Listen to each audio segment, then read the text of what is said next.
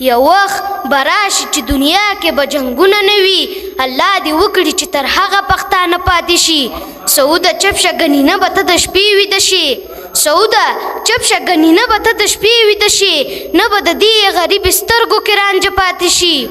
د خانانو به څه وایو چې خانان دي د خانانو به څه وایو چې خانان دي ملنګان د پښتنو خپلو کې وران دي مونږ هغسې د ځمکې لایق نه یو مونږ هغسې د ځمکې لایق نه یو د دنیا کامونه ستوري د اسمان دي پښتو هغه ګنهګاره دوزخي ده